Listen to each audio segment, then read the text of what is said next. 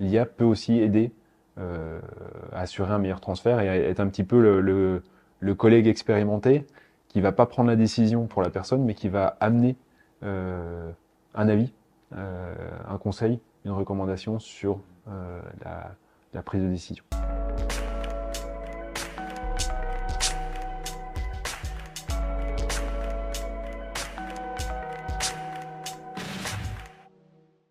Bonjour à tous, bienvenue dans ce podcast AI Leader Stories qui a pour objectif d'expliquer comment on peut générer de la valeur grâce à l'IA. Et donc l'idée c'est effectivement de rencontrer différents leaders de différents secteurs et de parler de ce très très beau sujet. Alors aujourd'hui, j'ai beaucoup de chance d'avoir Jérémy avec nous, qui est Head of AI Analytics Practices chez Veolia. Et avant de rentrer dans le vif du sujet, peut-être Jérémy, je vais te laisser t'introduire. Bonjour Benoît, bonjour à tous. Et j'ai également beaucoup de chance d'être invité pour parler de ce sujet que je trouve très, très intéressant. Je suis Jérémy Lagorce, je suis en charge d'une équipe qui s'appelle AI and Analytics Practices au sein de Veolia au niveau du groupe. Et donc dans cette équipe, on a 5 data scientists qui travaillent sur différents sujets liés à nos métiers qu'on va développer. Et puis voilà, on va parler de tout ça aujourd'hui. Ok, merci beaucoup. Est-ce que tu peux peut-être nous parler un peu de ton background, qu'est-ce que tu as fait pour en arriver là? Oui, tout à fait. Alors, je suis pas data scientist. Je préfère percer le mystère tout de suite. Euh, Tout simplement parce que j'ai travaillé beaucoup avec des données et sur différentes problématiques métiers, mais on va dire à une époque où ça s'appelait pas encore data scientist. Et j'ai un parcours plutôt métier. Donc je viens du domaine du génie électrique et informatique industrielle. Donc à partir de là, j'ai vu le potentiel qu'on pouvait tirer des données sur des sites industriels. Ensuite, j'ai travaillé plutôt sur des métiers de R&D, déjà chez Veolia, dans l'entité qui était en charge de ça, sur des thématiques qui vont du solaire photovoltaïque au smart grid, en passant par les bornes de charge et l'optimisation des bâtiments, enfin voilà, plutôt ce background-là. Et ensuite, je me suis rapproché de la partie digital et IT à travers plutôt du product management, dans l'idée de développer des outils au service de nos métiers. Donc c'est quelque chose qui m'a beaucoup plu parce qu'il y avait un contact et une recherche en fait d'apporter de la valeur à travers le digital. Et vu qu'il y avait souvent évidemment de la data derrière, j'ai travaillé en étroite collaboration avec les équipes de data scientists et voilà. Et plus récemment, enfin en 2021, j'ai été en charge de cette partie voilà, autour de la data science et qui est en plein boom aujourd'hui. Ok, vachement intéressant. Peut-être ce qui est intéressant à noter dans ton parcours, c'est que tu as été product owner par le passé. Qu'est-ce que ça t'a apporté, cette expertise, dans ton quotidien aujourd'hui? Ouais, alors ce que j'ai beaucoup aimé dans cette partie product owner et qui, je pense, me sert aujourd'hui encore, c'est qu'il faut être un petit peu schizophrène. Il faut et loucher un petit peu, on va dire. Il faut à la fois être capable d'avoir une vision à quelques années, se dire ok, le métier et mes utilisateurs, c'est là-dessus que ça va évoluer, plus sentir aussi un petit peu les tendances techno. Et puis en même temps, se dire ok, qu'est-ce que je donne à l'équipe dans les 15 prochains jours? Donc avoir une idée globale du scénario et puis en même temps se dire ok, dans quel ordre je découpe les scènes, dans quel ordre on va les tourner pour monter le produit. Et puis au passage prendre du feedback en permanence des premiers utilisateurs qu'on embarque, prendre leur retour, améliorer les choses et voilà, in fine avec l'aspect impact pour prioriser ce qu'on a à faire. Ok, ok, vachement intéressant. Euh, Aujourd'hui, la majorité des boîtes et notamment la majorité des grands groupes font une course à l'IA pour avancer voilà, et gagner en maturité sur le sujet. C'est quoi globalement aujourd'hui la maturité de Veolia autour de l'intelligence artificielle? Voilà, ça fait combien de temps que vous en faites? Où est-ce que vous en êtes aujourd'hui? Alors, au niveau de Veolia, c'est difficile de donner une réponse unique. Il y a voilà, un énorme groupe sur différents métiers, l'énergie, l'eau, les déchets. Euh, Après, selon les entités, selon les métiers, on peut avoir des niveaux de maturité différents. Maintenant, ce qui est important, c'est que le sujet IA, c'est pas un sujet nouveau chez Veolia. L'IA, c'est quelque chose qui a commencé, je pense, dans les années, si je remonte un petit peu le fil, et ça va me donner un coup de vieux énorme directement. Mais je pense que dès 2015, voilà, côté R&D, il y avait déjà des sujets. Alors, sur l'exploitation des données type série temporelle, issues de nos données d'exploitation, sur les systèmes type automate et SCADA en local. Après, on avait aussi des sujets type reconnaissance d'image. Il y a beaucoup d'enjeux, notamment dans tout ce qui est tri des déchets, d'être capable de reconnaître automatiquement les déchets pour qualifier la qualité du tri ou qualifier en fait le flux qu'on reçoit dans les déchets collectés. Et voir derrière accélérer, automatiser ce tri. Donc voilà, dès 2015, il y avait déjà des actions en ce sens-là qui se sont poursuivies. On a des beaux projets aujourd'hui, donc on a une certaine maturité. Maintenant, clairement, on peut progresser. Et ce qui est encore plus, alors je sais pas si c'est encore plus challenger ou encore plus fun, peut-être un peu des deux, mais c'est que ça bouge aussi beaucoup dans les techniques et dans ce qui peut se faire aujourd'hui, et aussi avec un écosystème assez formidable dont il faut réussir à tirer parti. Ok, ok. Et écoute, on a beaucoup parlé dans la presse du partenariat entre Veolia et Mistral AI, qui est peut-être une grosse actualité en ce moment de votre côté. Est-ce que tu peux nous en dire un peu plus, en quoi ça consiste, quelle valeur ajoutée pour Veolia? Oui, tout à fait. Alors le partenariat de Mistral AI a effectivement été beaucoup mis en avant. L'idée, c'était de pouvoir avoir un partenariat avec un acteur de référence. Ce qui nous intéresse beaucoup dans ce qu'on pourrait faire avec Mistral AI, c'est évidemment d'avoir leur support pour continuer d'accélérer sur nos sujets d'IA générative, chose qu'on a déjà quand même bien entamé. Ce qui nous intéresse particulièrement, c'est aussi s'intéresser à utiliser l'IA générative sur les fonctions support. Ça, on le fait déjà, et j'ai envie de dire pour le day-to-day, comme tout à chacun aujourd'hui, j'imagine.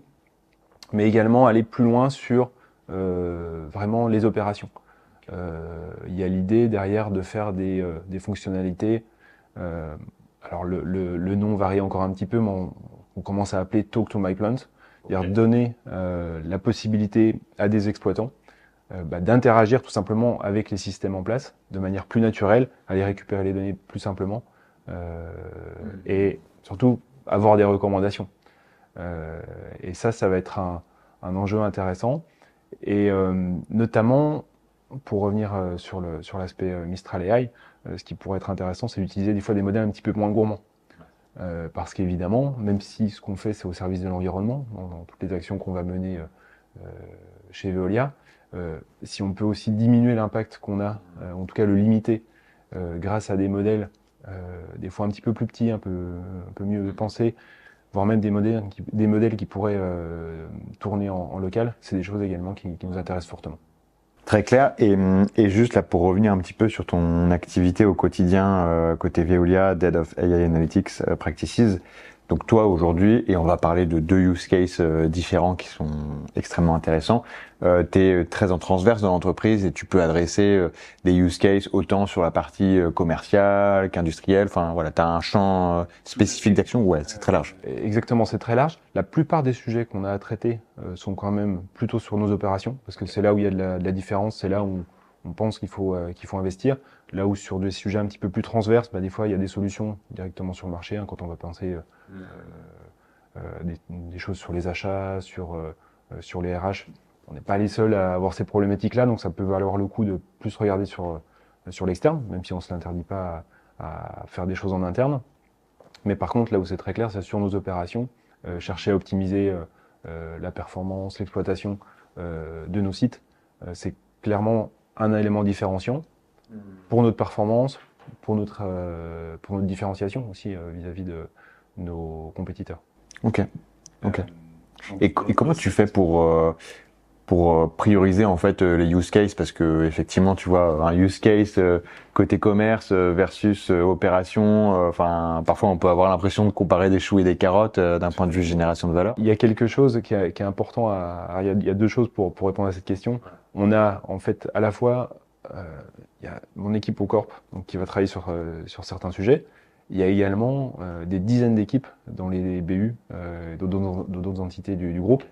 On a une communauté de data scientists qu'on a lancée en 2021, aujourd'hui qui regroupe un petit peu plus de 200 personnes, alors qu'ils ne sont pas tous data scientists. Pas le même maillot, mais la même passion.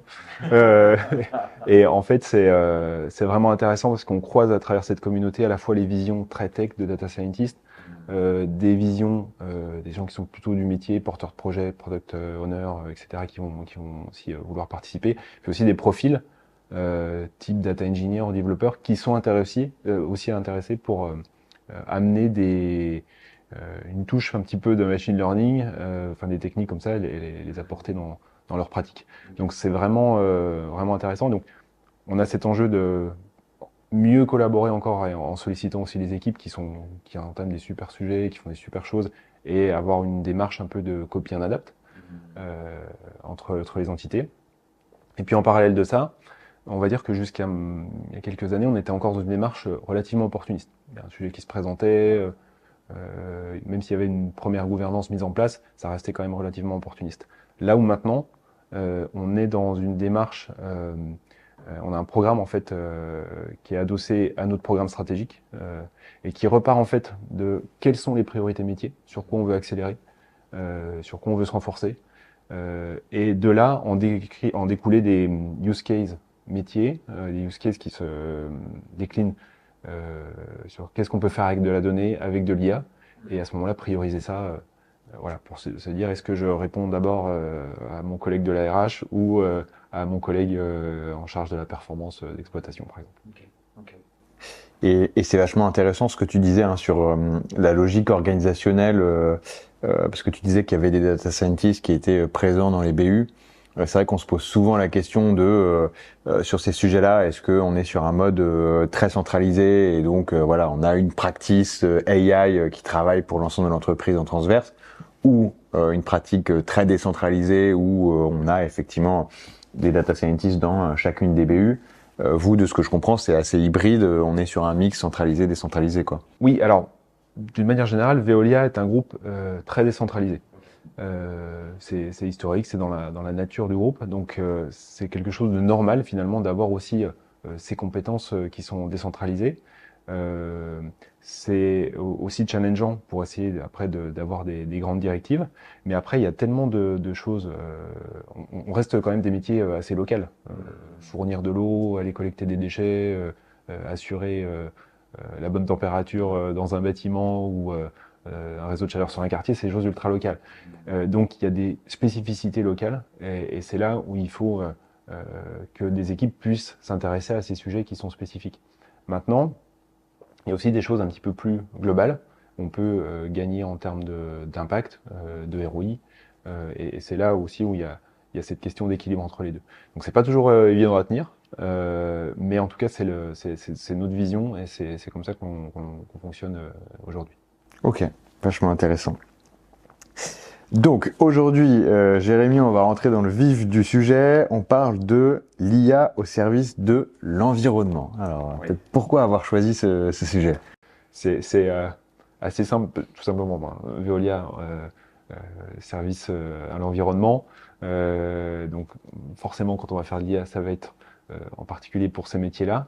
Et en même temps, c'était on a souvent tendance aussi à dire que l'IA, ça a un impact sur l'environnement. Et je pense que c'est clairement vrai.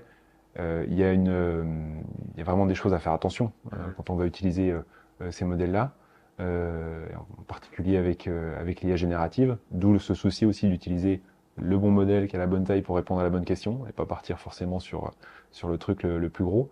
Euh, et puis, ce qui est assez fantastique, c'est de se dire quand même que si j'arrive à mieux suivre, par exemple, mes consommations d'eau, euh, mes productions d'eau, etc., je peux directement comprendre mieux éventuellement les pertes que je peux avoir sur un réseau d'eau. Enfin, c'est un exemple qu'on va d'ailleurs pas détailler par la suite. C'est juste pour perdre les auditeurs. Mais ça va être des choses où les données et les techniques d'IA peuvent clairement répondre. Et derrière, ça a un impact direct sur l'environnement, sur l'énergie qu'on va consommer.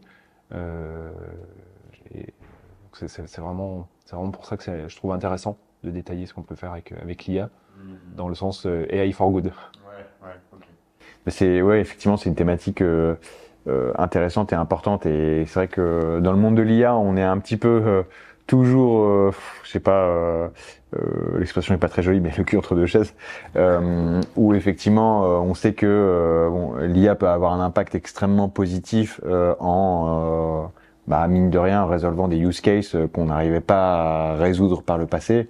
Mais c'est vrai que une requête ChatGPT, ça consomme 10 fois plus qu'une requête Google. Donc comment on gère la chose avec parcimonie et impact, c'est pas forcément évident. Et donc toi, tu disais que parmi les garde-fous, la sélection du modèle, c'est un sujet qui est important. Sur les data centers avec lesquels vous travaillez, est-ce que c'est aussi un sujet? Je sais que typiquement OVH, ils ont dans leur data center une technologie de water cooling qui permet effectivement d'avoir un impact carbone plus faible. Est-ce que vous faites attention aux providers ou... On va dire que ça ramène à la thématique de Green IT d'une manière générale, et c'est effectivement quelque chose, même avant cette question de l'IA, qui est, même si on l'a commencé il y a longtemps, faire le focus sur l'IA, c'est surtout vrai depuis l'IA générative, mais déjà avant, c'était une question pour Veolia de faire attention, ok, quel est notre impact de nos services numériques. Donc l'assessment a été fait. Il y a l'avantage, c'est qu'on n'a pas un impact énorme par rapport à ça. Néanmoins, ça ne veut pas dire qu'il ne faut pas le suivre. C'est-à-dire qu'il faut justement continuer à le suivre et s'assurer que ça reste maîtrisé. Et quand on fait ensuite le ratio entre guillemets, coût environnemental versus les bénéfices que ça peut apporter à travers nos métiers, je pense que clairement la balance est favorable aujourd'hui. Ok. Et ça, typiquement, dans votre mécanique de priorisation, c'est quelque chose que vous essayez d'intégrer, ROI business versus impact environnemental? On a la notion de performance plurielle, en fait, au niveau du groupe et qui se décline aussi dans la sélection des projets. Donc, évidemment, la performance financière est un des critères, mais également se dire que est-ce que le sujet va contribuer à décarboner, à dépolluer, et avoir des impacts positifs pour l'environnement, ça fait clairement partie des sujets, en tout cas des KPI regardés quand on adresse un sujet. Ok, hyper intéressant. Toujours évident de faire l'équilibre. Ouais. Non, mais déjà, je trouve le prendre en compte, c'est une démarche que je vois peu pour le coup, parce que je fais une petite parenthèse, mais moi, je suis président d'une fondation qui s'appelle la Positive Product Foundation, qui a pour objectif de sensibiliser les product managers à construire des produits plus responsables, parce qu'on n'est pas forcément très bon là-dedans. Et c'est vrai que dans nos mécaniques de priorisation, j'ai rarement vu effectivement l'impact environnemental rentrer dedans, quoi. Alors après, nous, c'est vraiment dans l'ADN et dans la mission de l'entreprise. Là où, entre guillemets, c'est un peu plus facile peut-être qu'ailleurs, c'est que vu que nos métiers sont déjà au service de l'environnement, si on arrive à améliorer la performance de nos métiers, logiquement, ça va aussi avoir une influence positive sur ces indicateurs-là. Donc, mais voilà, on est effectivement assez au fait et c'est vraiment un critère dans ce qu'on regarde. Canon.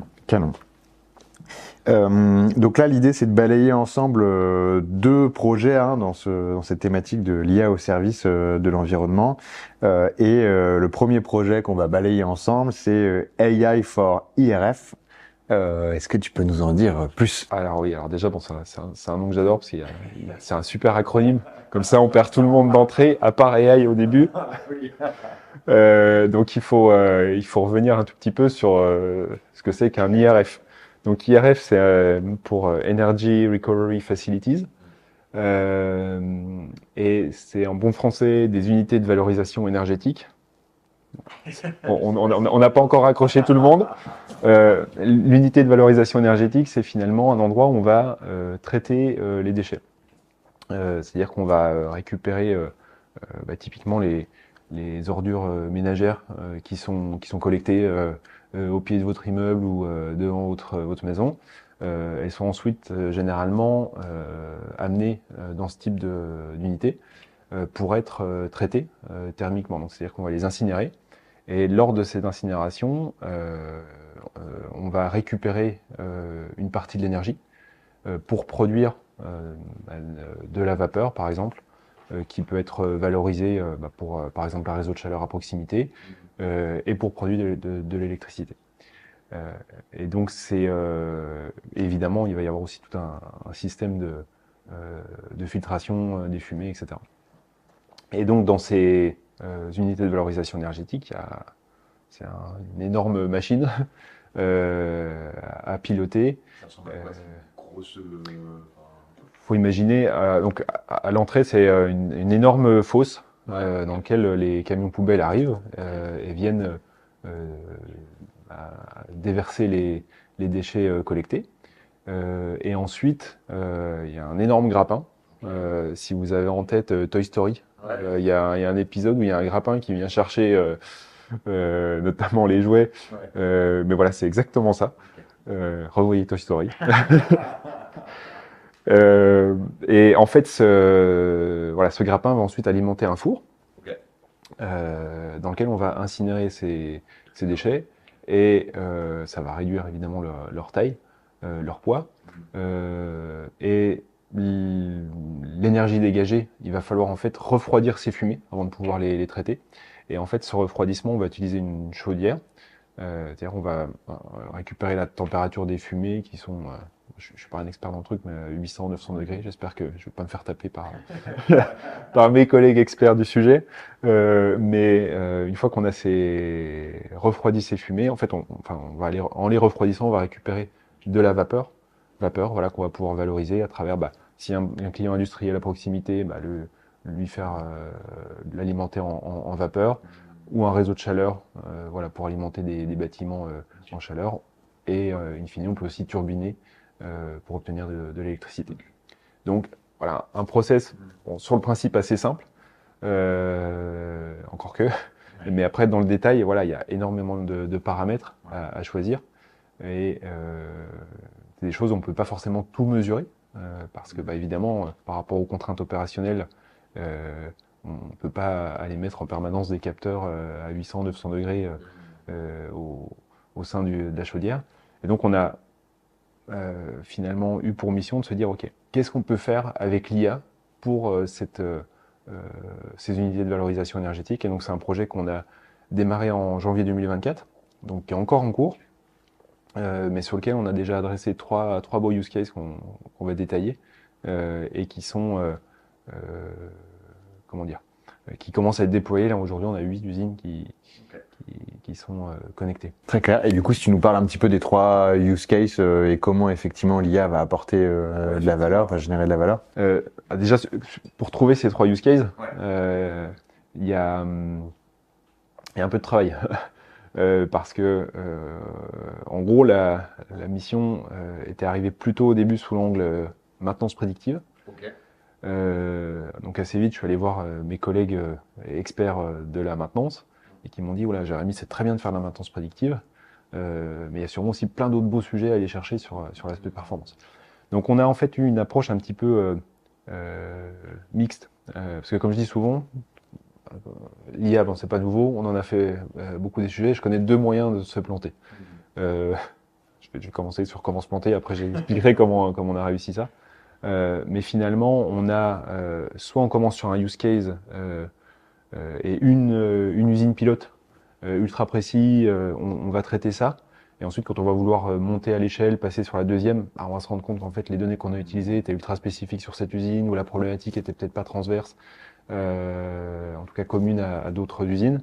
Et on se retrouve un peu bloqué. Et c'est le fameux cool, on a un POC, mais on n'arrive pas à passer la seconde. Premier moyen de se planter. Le deuxième moyen de se planter, c'est de réfléchir tout globalement, de faire des phases de scoping en se disant bon, ça devrait se passer comme ci, comme ça. Et puis au final, on a aussi beaucoup de mal à ne serait-ce que adresser sur une première usine ce qu'on a pensé imaginer. Donc entre les deux, il y a une ligne de crête à essayer de trouver pour reprendre le fameux cul entre deux chaises, finalement à la fois avoir une démarche bottom-up, au sens où on va aller discuter avec différentes entités, différentes usines, comprendre quelles sont leurs problématiques dans un premier temps, quelles sont les données à disposition, parce que même si on a la problématique mais qu'on n'a a priori pas la donnée pour la résoudre, on dit souvent chez nous, nos data, nos chocolats. Euh, je pense qu'elle est. C'est un collègue qui l'avait dit une fois, je la trouve très très juste. Et en fait, voilà, donc il faut vérifier ça. S'inspirer, parce ça fourmille d'idées localement. Il y a des fois des choses aussi qui sont faites, dont on peut s'inspirer et aller des fois un petit peu plus loin. Et puis en même temps, ça vaut le coup d'avoir une vision globale. Donc grâce à nos experts métiers, comme au niveau du siège, qui peuvent aussi nous aiguiller là-dessus. Et en mixant un petit peu les deux, on voit assez vite, ok, on a des sujets qui sont euh, super intéressants, mais aussi super complexes. Et en même temps, on a des sujets, des fois, qui sont peut-être pas la valeur la plus folle, ou en tout cas pas la plus shiny apparemment, mais par contre, on peut l'adresser en quelques semaines. Et c'est en commençant avec ces premiers use cases qu'on arrive à lancer une dynamique, à montrer qu'on peut faire des choses, et en même temps, gagner confiance. Ok. Parce que ça mixe à la fois, il y a souvent le principe un petit peu des quatre étapes quand on priorise ces use cases. On a des use cases qui vont se retrouver un peu sur la description, comprendre quelle est ma performance par exemple aujourd'hui de mon UVE, pourquoi j'ai produit plus de vapeur à telle date plutôt qu'à à telle autre. Ça dépend de tellement de paramètres que humainement c'est un peu compliqué à comprendre. Par contre justement en collectant les données, en allant chercher un petit peu des algorithmes plus ou moins complexes, on arrive à expliquer ces variations, et si on commence à pas les expliquer, ça peut amener une question. Donc voilà, une première marche descriptive, après une seconde marche qui est plutôt sur le diagnostic. Ok, j'ai une dérive, mais pourquoi? De quoi ça vient? Est-ce que c'est un problème de réglage? Est-ce que c'est un problème d'un équipement qui est en train de vieillir ou d'évoluer différemment? Après, on peut imaginer la troisième marche qui est sur le prédictif. Ok, maintenant je sais ce qui s'est passé, qu'est-ce qui va se passer demain ou dans les semaines qui viennent. Et puis enfin, on a la dernière marche qui est le prescriptif. Donc soit sous forme de recommandation, soit, même si on n'y est pas encore, en tout cas sur la plupart des métiers, sur la prise, le pilotage automatique. Là, voilà, sur ce type d'usine, c'est quand même pas la première chose à faire, mais en ayant cette démarche très progressive, on peut adresser tout de suite de la valeur et en même temps embarquer le métier avec nous, nous donner confiance en tant que data guys et en même temps donner confiance à nos exploitants sur notre capacité à faire et à avoir des choses concrètes. Ok. Et donc là, au début, vous étiez parti sur le use case de la maintenance prédictive. Justement, vous avez fait cette phase de discovery. Est-ce qu'il y a des choses que vous aviez pas forcément anticipées qui sont arrivées Qu'on n'avait pas anticipé, c'est quand on a secoué un peu le, le bousin, il y a 50 use cases qui sont tombés. Donc après, il a fallu choisir. Donc d'où l'idée un petit peu d'avoir cette vision-là, et ça rejoint pour faire ce que je disais au tout début sur cette vision de PO où on a un œil sur ce qui va se passer dans 2-3 ans et puis un œil ce qu'il faut mettre en place dans les 2 prochaines semaines. On est vraiment là-dedans. Et on a commencé avec 3 premiers use cases euh, qui étaient le premier, comprendre les dérives sur la production de vapeur. Un deuxième qui était plutôt sur comprendre les dérives de production électrique. Et enfin, le troisième, comprendre l'encrassement de la chaudière. Je parlais tout à l'heure que la chaudière va permettre de refroidir les fumées.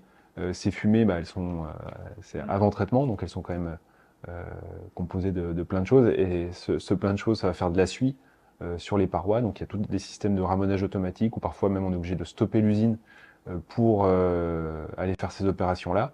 Et aujourd'hui, c'est pas toujours évident de se rendre compte, voilà, parce qu'on ne peut pas aller au milieu de la chaudière, hein, c'est des systèmes qui tournent en H24, et donc on ne peut pas l'arrêter en permanence et faire ces interventions-là. Donc être capable de simplement monitorer ce niveau d'encrassement de manière à comprendre les tendances et recommander des actions ensuite.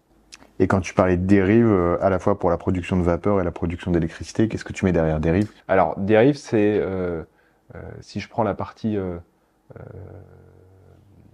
par exemple, la génération de vapeur, donc ce qui sort réellement, quand on essaie de comprendre un petit peu l'exploitation, on se rend compte que ça va dépendre de à la fois euh, les réglages qui sont faits. Typiquement, il y a les niveaux de température, les niveaux d'oxygénation. C'est comme quand on fait du feu à la maison. Si vous avez déjà joué avec un poêle, si on met plus ou moins d'air, ça va plus ou moins brûler vite.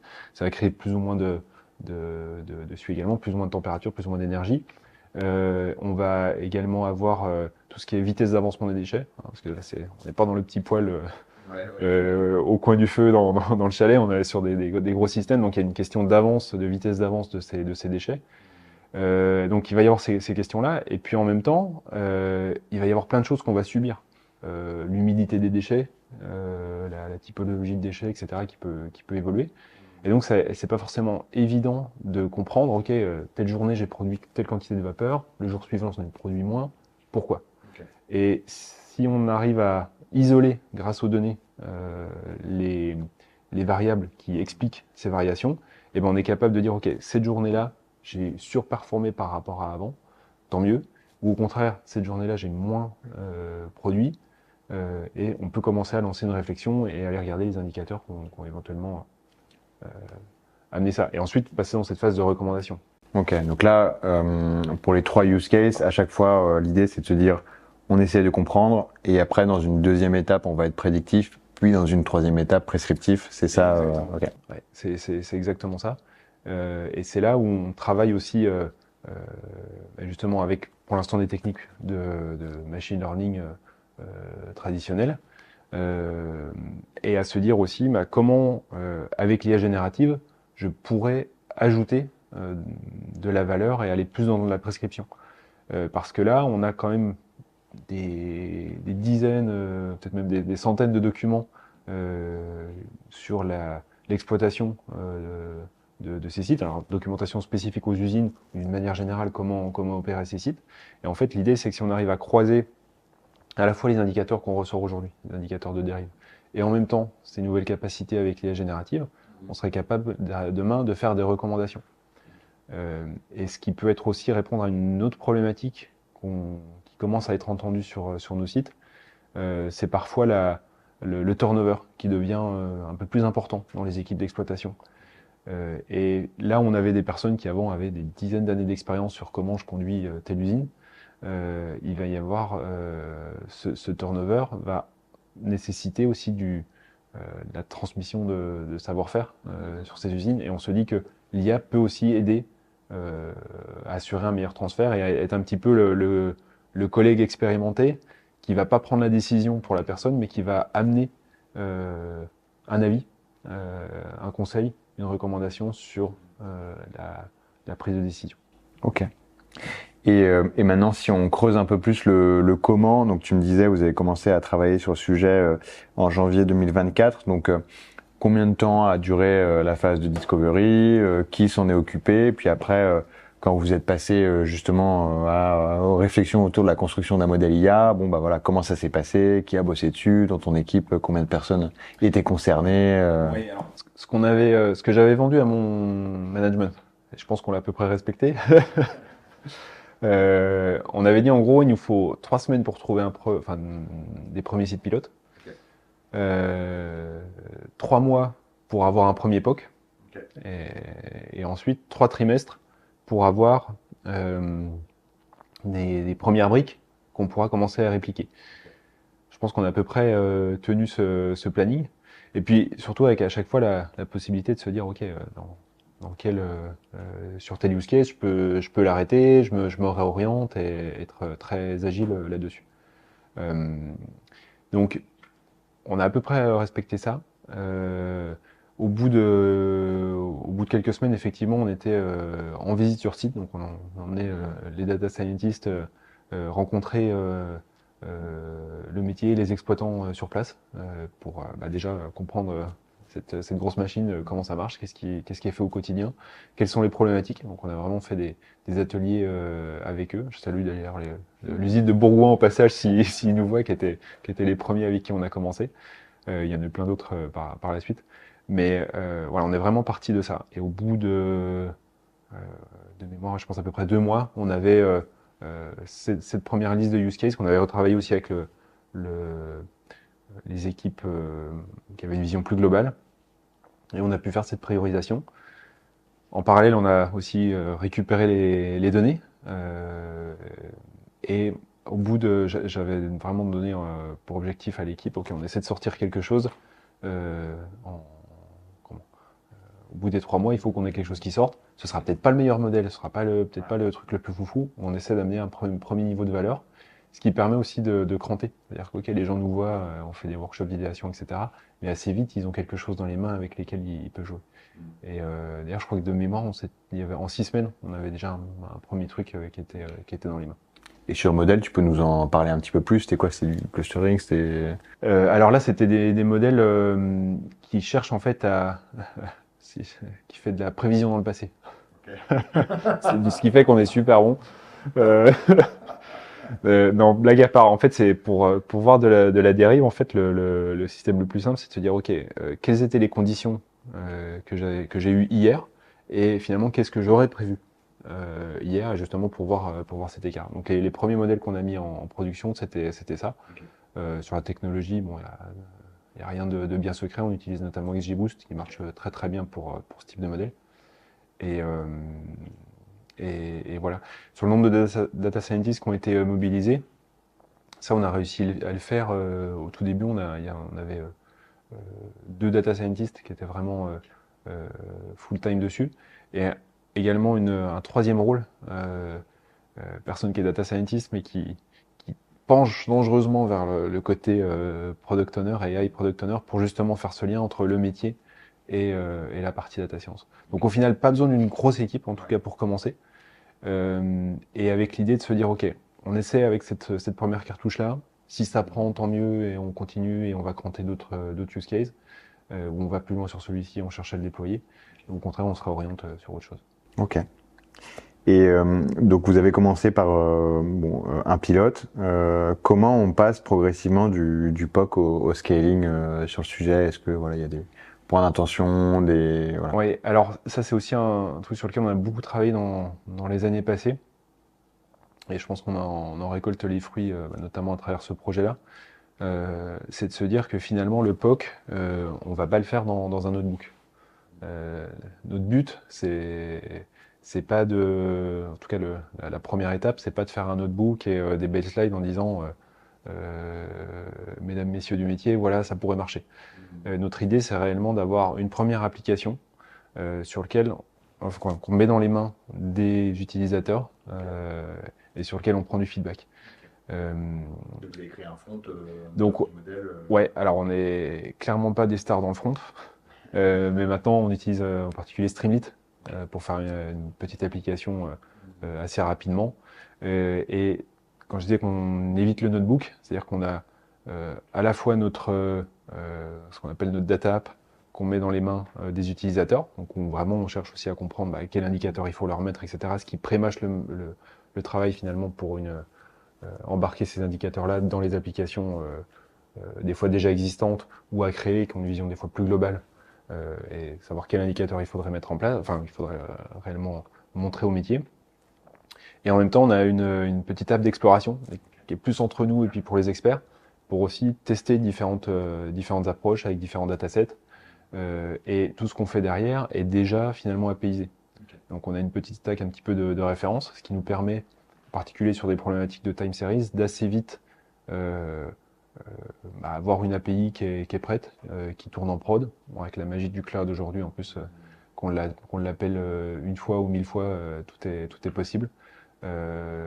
Et voilà, et avec des coûts relativement faibles. Ok, très clair. Et donc là, aujourd'hui, ces use cases, ils sont industrialisés ou on est encore au stade de POC Oui et non. Je ferai jamais de réponse, je suis pas normand, mais je passe le bonjour à nos collègues de Normandie par ailleurs. En fait, là où c'est industrialisé, c'est la partie API. Pour nous, c'est vraiment le cœur de ce qu'on doit livrer en tant qu'équipe d'IA. On n'a pas vocation à porter tout le reste, la partie front, etc. Mais ces API, en fait, elles sont propres, elles sont clean, elles sont exposées à travers un proxy, toute la sécurité qui va bien. Et là où ça devient intéressant, c'est qu'ensuite d'autres équipes, d'autres produits peuvent s'en saisir. Et aussi, on peut les intégrer dans différents produits. C'est-à-dire que certaines de nos entités, certaines de nos BU vont faire le choix de travailler avec tel outil. Encore une fois, on parlait de décentralisation tout à l'heure, donc il y a certains outils qui sont déjà en place. Ils peuvent complètement venir consommer nos services. Au contraire, on peut aussi avoir parfois, selon les projets, mais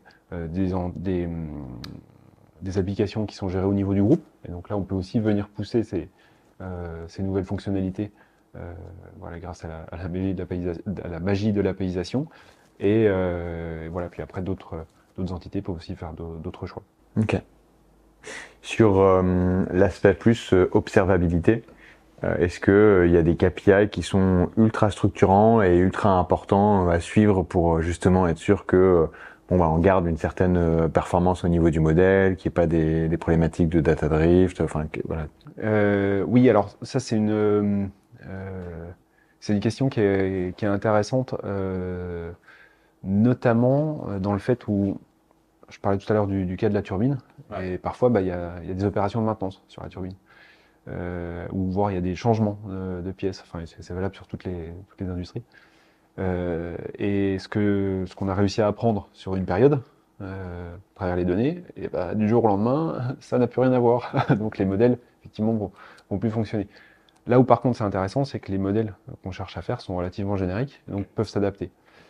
Mais c'est là où ce qu'on a développé dernièrement, c'est la possibilité pour les utilisateurs qui ont cette connaissance du terrain, en se disant bah, de telle date à telle date, je sais que j'étais dans des conditions normales, et bah, ils peuvent directement flaguer sur l'application. Alors pour l'instant, le front de prototype, peuvent aller dire ok, de telle date à telle date, j'étais dans un fonctionnement normal, et je voudrais comparer. Et ça leur permet aussi, ce qui est assez intéressant, certains peuvent aussi regarder ok, quelle est l'amélioration, on a changé quelque chose, mais par rapport à mon fonctionnement précédent, de combien je suis meilleur. Et voilà, en prenant toutes choses égales par ailleurs, grâce aux données. Bah écoute, canon. On a bien parlé de ce premier sujet. Peut-être ce que je te propose, c'est que on bascule au sujet Irma, qui porte très bien son nom. Irma, oui, tout à fait. Alors, pour le coup, on parlait d'acronyme sur AI for IRF. Là, on n'est pas du tout dans un acronyme. C'est Irma pour. C'est ça. Irma, c'était juste pour le Madame Irma. Alors, la boule de cristal, quel est l'avenir? Je tiens à préciser que ça ne vient de pas moi, ce nom, même si je le trouve très bon. Hein, voilà, alors ce projet Irma, c'est vraiment sur un autre domaine. C'est quelque chose qui avait été fait il y a quelques temps avec une entité dans le groupe, qui est en fait pour la partie sales, pour la partie vente. Donc c'est une entité qui faisait plein de choses sur les travaux. Donc voilà, dès qu'il y a un trou à faire dans la chaussée pour passer un tuyau d'eau, c'était eux. Donc c'est eux qui vous embêtent des fois dans la rue. Voilà, blague à part. Ils reçoivent plein d'appels d'offres auxquels ils doivent répondre. Et parfois, il se trouve que bah, les équipes commerciales sont pas en capacité de répondre. Donc, pour la question, c'est ok, à quelles offres on devrait répondre en priorité? Alors, sur cette entité-là, je crois qu'ils avaient collecté 60 000, enfin, ils avaient fait 60 000 réponses à appel d'offres en 2 ans. Donc c'est voilà, alors ça peut être du gros travaux, du petit travaux, le raccordement d'un petit chose. Donc il y a vraiment c'était très très divers. Mais donc effectivement beaucoup de sollicitations. Et là où ça devenait intéressant, et là on a pu aller assez vite, c'est que quand ils sont venus nous voir,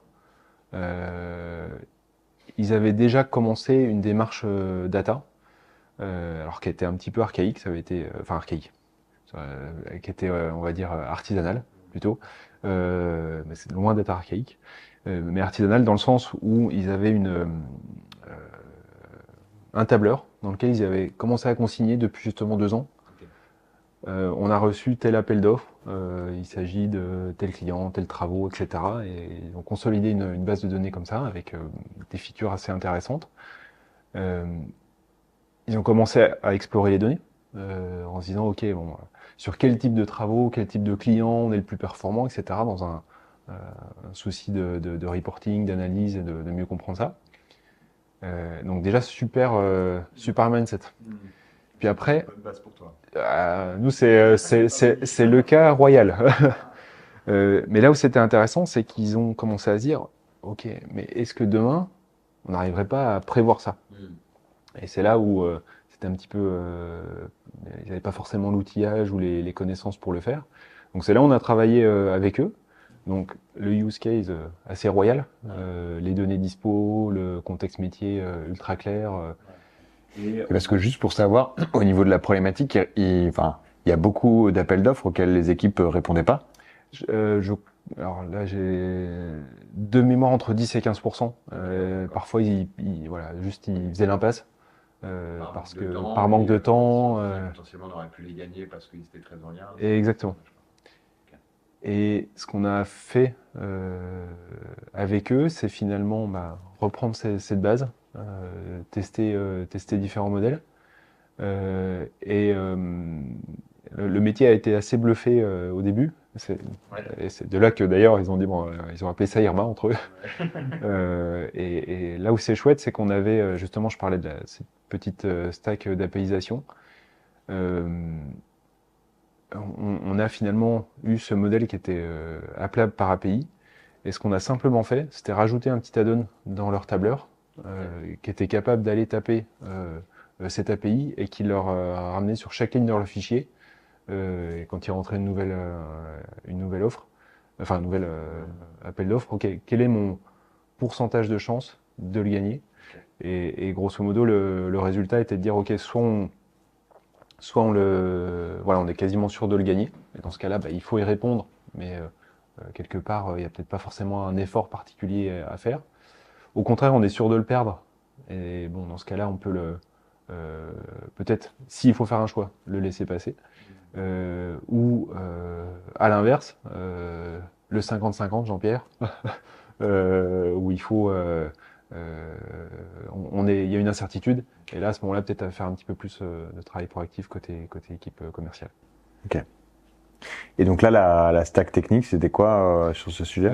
La stack technique, alors, et ce qui est un petit peu en général ce qu'on utilise, alors sur le modèle en lui-même, je raconterai des bêtises, c'est sincèrement plus qui avait été pris, j'aurais dû réviser ce point-là. Mais par contre, d'une manière générale, quand on cherche à apaiser, on va utiliser, bon déjà Python, ça c'est de sûr, on va utiliser FastAPI, PyIdentic aussi pour la validation de données. On va containeriser tout ça et le mettre sur le service cloud qui va bien. En général, on est plutôt sur GCP. Mais il faut savoir aussi que dans le groupe, on travaille avec, selon les équipes, avec différents cloud providers. Mais dans ce cas-là, voilà, c'était avec GCP. Les données qui étaient déjà disponibles à travers BigQuery. Ok. Et donc là, vous avez construit un petit modèle pour adresser ce use case-là, quoi. Exactement. Et j'ai une question sur les impacts potentiels de la GenAI, parce que là, c'est sûr qu'on est sur un use case assez typique pour la GenAI, parce que l'idée, c'est d'analyser du contenu et d'essayer de faire des prédictions par rapport à du contenu qui a été analysé. Et la GenAI est assez forte là-dessus. Aujourd'hui, c'est une question que moi, en tout cas, je me pose et j'aimerais bien beaucoup avoir ton avis là-dessus. Comment on fait ce trade-off entre se dire, allez, je build moi-même un petit modèle justement pour adresser un use case et bon, effectivement, c'est intéressant parce que je suis dans la personnalisation, versus, tu vois, être plutôt dans une logique de buy et se dire, parce que aujourd'hui, entre le ML traditionnel et la GenAI, bon, les frontières sont de plus en plus fluctuantes. Finalement, c'est quand même beaucoup plus rapide de me baser sur un modèle qui est déjà ultra entraîné et qui va faire le boulot, quoi. Oui, alors ce cas-là, effectivement, on l'avait traité, c'était 2021, début 2022, donc avant cette vague-là. Ce qui est intéressant, c'est de se dire que aujourd'hui, il l'utilise toujours. Par contre, là où où il considère la GenAI, c'est plutôt sur l'analyse des appels d'offres. Des fois, c'est quand même des gros pavés analysés. Ça peut être aussi pour aider à la réponse à l'appel d'offres, pour aller chercher parmi les solutions aussi. Il y en a des milliers chez Veolia de choses qu'on peut proposer dans les appels d'offres, donc ça peut aussi aider les équipes commerciales à s'y retrouver. Et puis aussi, j'avais vu certains qui cherchaient aussi à challenger. Est-ce que la réponse que j'amène, est-ce que ça colle bien par rapport à l'appel d'offres? Ça peut être utilisé comme ça. Maintenant, d'une manière plus générale et au-delà de ce cas-là, je pense qu'il peut.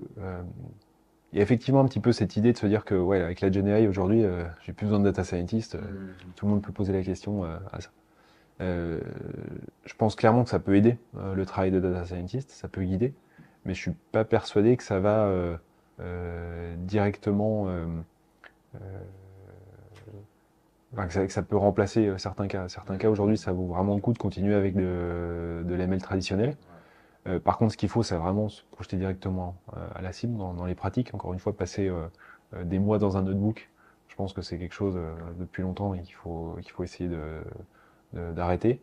Vraiment se projeter vers cette mise en production. Et après, la partie GenAI, encore une fois, pour moi, il ne faut pas les opposer. C'est vraiment pour répondre à des problématiques différentes aujourd'hui. Et elles peuvent clairement se compléter sur les use cases. Parce que afficher un indicateur, lever une alerte, c'est bien. Mais si derrière, on amène en plus, on vient compléter ça parce que le système vient recommander en disant j'ai vu la dérive et je te conseille d'aller voir telle vanne et de vérifier tel système parce que le système peut aussi, grâce à la GenAI, reconstituer par exemple des arbres de défaillance, des choses comme ça, en allant puiser aussi dans les données non structurées type asset management. C'est des choses, c'est encore un périmètre sur lequel on est en train de regarder, mais ça ouvre des perspectives très intéressantes et pas en remplacement, mais je pense vraiment en complément. Et donc, ouais, justement, pour les gens qui nous écoutent, est-ce que, selon toi, il y a des sujets très spécifiques où là, la GenAI est juste mauvaise et il faut vraiment partir dans une démarche de ML traditionnelle est-ce que c'est des choses, je sais pas, peut-être, tu vois, des use cases un peu plus binaires, typiquement, je sais pas, la détection de spam, où c'est du oui/non et on est moins dans la génération de contenu, enfin, est-ce que tu vois des... Je pense qu'effectivement, toutes ces choses-là qui sont déjà bien adressées par le ML, pas forcément l'intérêt. Maintenant, c'est dur de faire une réponse tellement ça va vite aujourd'hui. Il y a des choses assez intéressantes sur les prédictions de séries temporelles. On a beaucoup ces cas-là. Hein, quelle quantité d'énergie il va falloir produire dans les prochains jours, dans les prochaines heures. On a beaucoup ce type de choses. Et là où c'est intéressant, c'est qu'on peut avoir de la démarche ML traditionnelle. Et en même temps, on a des modèles de fondation qui arrivent basés sur une logique de transformer. Et ça peut être aussi assez intéressant. Parce qu'on commence à tout premier point de constat, j'ai pas point de vérité, mais un premier constat qu'on a commencé à avoir, c'est que si on a un use case sur lequel on a pas mal de données historiques, features, etc., le ML classique va être clairement assez intéressant. Si on va être sur des use cases où on a assez peu de données, où il nous manque un peu des choses, là envisager ça sur des modèles qui ont été pré-entraînés, sur des exemples, c'est clairement un truc à considérer, et notamment pour aller vite. Je parlais tout à l'heure en quelques semaines, essayer de mettre quelque chose dans les mains d'un utilisateur. Voilà, c'est clairement des choses qu'il faut considérer aujourd'hui. Ok, très clair. Écoute, merci beaucoup pour la présentation de ce très beau use case, Irma. Peut-être maintenant, ce qui m'intéresserait, vu qu'on a parlé de deux use cases différents, c'est un petit peu de comprendre c'est quoi la secret sauce côté Veolia, parce que je pense que vous faites beaucoup de très belles choses et c'est vrai que on se pose tous la question de comment on peut maximiser la création de valeur grâce à l'IA et donc voilà, ce serait quoi un petit peu votre ta secret sauce? Je me rends compte que j'ai dévoilé déjà des choses qui ont été ponctuées. Voilà, mais pour peut-être insister sur les points, je pense que c'est vraiment, et même si ça peut sembler assez évident, mais c'est vraiment collé à l'utilisateur. Avoir des idées, c'est intéressant, mais aller tout de suite les confronter et voir collecter aussi les idées des futurs utilisateurs qu'on imagine. Et être un petit peu toujours dans cet entre-deux où il faut à la fois écouter et en même temps essayer de proposer et voir si ça prend. Et voilà, ça je pense que c'est vraiment le point essentiel, c'est là où avoir un peu cette notion de ce mindset product et product owner peut aussi aider. Et ça, c'est bien pris dans ton équipe parce que je sais que tes data scientists, tu les emmènes sur le terrain. Parfois, ils peuvent se dire en fait, je vais peut-être perdre une demi-journée, voire une journée de travail. Enfin, comment ils ressentent la chose? On va sur le terrain, on va rencontrer les personnes. Et c'est clairement pas, ou alors c'est ils sont très polis, mais c'est clairement pas une perte de temps. Ils sont au contraire souvent ravis de voir ça, parce que tout simplement ça rend concret ce qui est fait. C'est-à-dire que c'est génial de s'éclater dans la tech, etc. Mais in fine, je pense, et en particulier sur des entreprises de l'industrie comme et des entreprises comme Veolia, si on voulait faire de la tech pure, c'est pas forcément le meilleur endroit. Oui. Par contre, avoir un impact sur le métier en utilisant voilà ces techniques de la tech, c'est là où il y a vraiment une différence. Donc c'est aussi ultra motivant pour les équipes de voir ça, d'échanger avec les exploitants, les opérateurs, de comprendre aussi l'environnement. Parce que c'est vrai que quand on est sur un bureau face à l'écran, on va aussi avoir des fois des utilisateurs où leur quotidien, ça va être plutôt dans qu'on appelle des salles de quart pour piloter les usines, etc. Donc c'est un environnement de travail aussi un petit peu différent. Et en termes de réflexion d'outils et ce qu'il faut proposer, et des fois de synthèse aussi de l'information, il faut aussi des fois essayer de réussir à sortir des indicateurs, des choses, des alertes, des anomalies qui parlent et assez rapidement. Donc ça force et ça met en perspective finalement toute ce qui est fait. Donc ça permet aussi une certaine autonomie dans la réflexion et on n'a pas forcément en permanence besoin du PO ou de cette personne-là. Donc il faut ce rôle-là, hein, mais euh, on a derrière des équipes qui sont plus proactives. Ok, ok, vachement intéressant. Donc, tu dirais effectivement point 1, la proximité terrain qui est importante. Est-ce que tu vois un autre point important dans votre secret sauce? C'est la priorisation des sujets. Ça, c'est aussi ultra intéressant, ultra important. On a essayé de collecter au niveau groupe l'ensemble des idées, use cases, etc. Je pense qu'on pourrait encore secouer l'organisation pour continuer d'en avoir. On est déjà, je crois, à plus de 600. Ok. Donc c'est juste énorme. Donc le tout, c'est de se dire encore une fois, quelles sont les priorités, qu'est-ce qu'on peut commencer tout de suite. Et le dernier point qui me semble important, c'est aussi regarder ce qui se fait à l'extérieur. Ouais.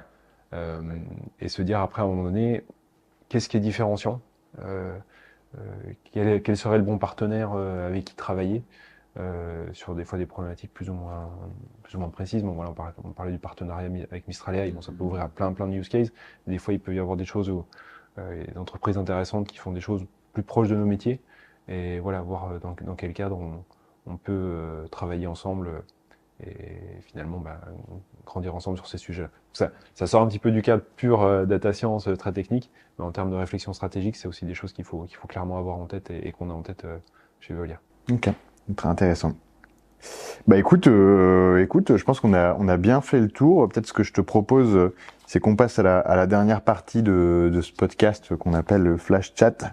Donc l'idée, c'est effectivement de te poser quelques questions et avoir des réponses rapides sur des sujets un peu autres que ceux qu'on a balayés ensemble. T'es prêt? J'ai quelques notes parce que si c'est là, il faut pas trop réfléchir. Non, écoute, peut-être une première question sur la personne dans l'écosystème de l'IA qui t'inspire et qu'on pourrait potentiellement inviter sur ce podcast. Plusieurs, mais une personne avec qui j'avais eu l'occasion d'échanger il y a quelques temps maintenant, mais c'est Michel Lutte, côté Total Energy, qui peut être assez intéressant. Ok. Dans le sens où déjà c'est des problématiques industrielles donc qui me parlent par rapport à l'environnement qu'on peut avoir et qui publie aussi régulièrement et sur des choses très concrètes niveau technique et où ces équipes aussi contribuent pas mal à publier des choses donc je pense que ça pourrait être super intéressant. Ok. En tout cas moi je voudrais bien écouter la session. Une petite invitation. Le concept clé à comprendre dans l'IA qui t'a peut-être débloqué pas mal de réflexions. C'est difficile à dire un concept clé en particulier, mais moi ce que j'aime bien rappeler, c'est le triptyque data, algo et machine. Ouais. Voilà, déjà pour comprendre bien ça. pour comprendre le no data, no chocolat. Voilà, même si l'IA générative aussi permet d'aller chercher de nouvelles sources de données, enfin en tout cas d'aller sur de la donnée non structurée, ça vaut le coup aussi de se dire que cette donnée est quelque part, et parfois on va faire aussi le tri euh, avant de donner ça aux algos. Donc voilà, je pense que c'est un concept ultra général, mais je pense que c'est bien d'avoir en tête. Bah, c'est vrai que c'est bien et moi je sais que j'utilise beaucoup pour essayer de vulgariser parfois le métier de l'IA quand on parle à des gens qui en connaissent pas, qui connaissent rien à l'IA. Et souvent je dis quand je fais de l'IA, je fais de la cuisine et globalement j'ai mes ingrédients, c'est bon bah voilà ma data. J'ai mes ustensiles de cuisine, bon bah ça c'est la machine, les processeurs de calcul et ma recette, bon bah c'est mon algo quoi. C'est exactement ça. Et c'est aussi j'utilisais le principe du milkshake. C'est très similaire. C'est une cuisine un peu tambouille, mais vraiment, c'est vraiment ça. Et ça permet des fois aussi euh, comment dire, il n'y a pas besoin de rentrer dans un niveau de complexité super énorme, en tout cas au début avec les interlocuteurs. Et ça permet de comprendre aussi pourquoi on a des fois besoin de différentes compétences autour de la table, parce qu'il nous faut des gens qui soient super bons sur l'aspect cloud, des gens qui connaissent leurs données et qu'on arrive à faire un lien métier avec ça. Et puis voilà, quand même un petit peu de jus de cerveau derrière sur les algos, ou en tout cas sur savoir utiliser les algos et bien les paramétrer. Peut-être le dernier effet waouh que tu as eu, c'est vrai que le monde de l'IA, ça va très vite et il y a toujours des nouvelles choses qui sortent. C'est quoi toi ton dernier effet waouh? Alors, effet waouh sur un logiciel en particulier, bon, il y a des trucs qui arrivent à générer des petites applis automatiquement. Ouais, ce genre de choses. Ça, c'est cool. Après, pour moi, l'effet waouh rétrospectivement, c'est que j'arrive à parler de mon sujet hors pas de famille.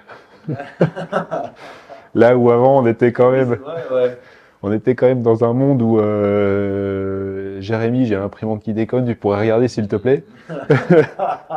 Mais si, t'es avec des ordi toute la journée, à quand même les gens enfin, le grand public qui commence à se saisir ça. Et bah, voilà, au-delà du waouh technique ou des choses qu'on peut voir, enfin, c'est vraiment un truc quand même, une période folle quand on vit depuis fin 2022 ces choses-là.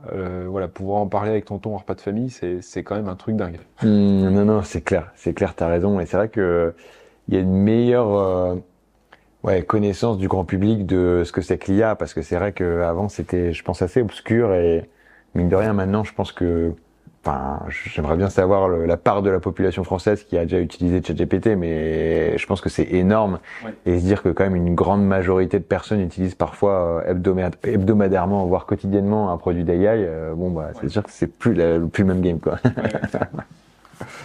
Et avant, je disais souvent qu'il y a les personnes on avait un peu deux types de profils, soit les personnes qui étaient complètement contre l'IA, qui voulaient pas en entendre parler, soit au contraire les gens qui avaient beaucoup trop d'espérance dedans. Et en fait, cet aspect chat a rendu en fait le côté perceptible, et notamment au niveau du top management dans la plupart des entreprises, ce qui permet de vraiment aussi finalement mettre l'importance et mettre le focus là-dessus et comprendre aussi ce qu'on peut faire. Et en même temps, il y a aussi encore certaines limites qu'il faut continuer d'adresser, mais c'est vrai que c'est une formidable démocratisation. Peut-être un use case, donc voilà, de façon assez large, hein, ça peut être n'importe quoi, mais un use case où tu te dis là vraiment dans notre quotidien, l'IA va bon bah révolutionner pas mal de choses. Je sors un petit peu du cadre pur pro industrie. Bah, je pense qu'il y a un truc quand même dans la partie enseignement. Je pense qu'aujourd'hui, quand je vois voilà, à côté de moi les enfants qui commencent à se saisir de ça, c'est quand même assez dingue ce qu'ils arrivent à faire pour aller chercher de l'information. Alors après, là où il faut faire attention, c'est que ça devient vite leur point de vérité. Donc il y aura aussi une acculturation à l'utilisation de tout ça. Mais je pense que derrière, c'est quand même un formidable outil pour moi je aider sur des cours de chimie, des choses qui datent un peu. Il fait un super résumé. On peut lui demander le niveau de réponse. Il peut vulgariser ultra bien, aller plus dans le détail, poser des questions, et en fait on peut s'auto-challenger, et je pense que dans le mode d'apprentissage, ça peut vraiment bouleverser les formations. Alors je parlais de la formation scolaire, mais ça peut être aussi sur les formations pro. Je pense qu'il va vraiment y avoir des choses voilà, où la machine va pouvoir adapter finalement le contenu et ce qu'il amène pour une progression finalement plus rapide. Voilà, c'est clair. Donc ouais, je crois beaucoup à cet aspect enseignement. Et j'étais intervenu dans l'école d'un de mes fils il y a quelques temps. Il était en CM1, je crois, à l'époque. Voilà, des petits bambins de 8-9 ans. Et là où c'était assez dingue, c'est que je leur ai posé la question, c'était voilà, il y a 2 ans, je leur ai dit, mais vous connaissez l'IA? Et une des premières réponses, c'était oui, ma grande sœur l'utilise, mais mes parents veulent pas. Ah ouais. Et je trouvais ça fantastique parce que ça montre que voilà, les gens veulent, enfin les jeunes, enfin et tout le monde, mais en particulier sur ce public-là, on sent qu'il y a une adoption directe et assez formidable. Et voilà, pour s'aider dans les devoirs, pour s'aider dans des choses comme ça. Ouais, c'est clair. C'est vrai qu'on est allé, je pense, encore un cran plus loin sur l'accessibilité du knowledge. Et c'est vrai que, enfin, je pense qu'on est passé par toutes les phases. Hein. La phase à l'époque, t'allais à la bibliothèque et t'essayais de trouver les bons bouquins, les CD Encarta, à l'arrivée d'Internet. Et en fait, tout ça, ça s'est démocratisé. Et là, c'est vrai que je pense que sur l'accessibilité de la connaissance, on a encore franchi un nouveau pas qui est, je pense, intéressant. Alors, comme tu disais, après, il y a quand même des challenges d'un point de vue véracité du contenu, voilà, démarche intellectuelle d'apprentissage, mais bon, ça reste quand même extrêmement intéressant. Ouais, carrément. Bah écoute, top. Et peut-être dernière question de ce flash chat. Ça serait quoi un proverbe, si ta vie était un proverbe, ça serait quoi Alors ça y est, faut que je le prépare quand même, cette question. Évidemment, j'ai pas des proverbes comme ça tous les jours. Non, mais il y en a une pour quoi j'avais déjà eu l'occasion de citer, c'est, je crois que c'est attribué à Nelson Mandela, c'est je ne perds jamais, soit je gagne, soit j'apprends. Et j'ai beaucoup appris quand même. Ouais. Et voilà, je trouve ça assez chouette parce que dans des métiers où voilà, il y a aussi beaucoup d'incertitudes dans les projets qu'on peut faire. Voilà, se dire que on va peut-être pas gagner tout de suite, mais on va apprendre à essayer de faire mieux le coup d'après. C'est vraiment un mindset qui me parle beaucoup et qui est ultra utile pour évoluer dans ce domaine. Canon. Bah écoute, Jérémy, on arrive au bout de ce podcast. Hein. Un très très grand merci pour ta disponibilité. Merci. Franchement, c'était passionnant. Écoute, est-ce que tu as un mot de la fin? Tu voudrais conclure sur quelque chose de spécifique ou Non, j'ai pas de conclusion spécifique. Enfin, je suis très content de partager tout ça et très content aussi de voir les autres émissions qui vont arriver avec d'autres acteurs parce que je trouve ça toujours intéressant de pouvoir partager. On évolue tous dans des écosystèmes quand même assez semblables. On peut vraiment s'apporter des choses, même si après il y a évidemment des questions de confidentialité. Donc non, merci beaucoup pour l'invitation. Un grand merci pour votre écoute et on se dit à très bientôt pour un nouvel épisode de AI Leader Stories.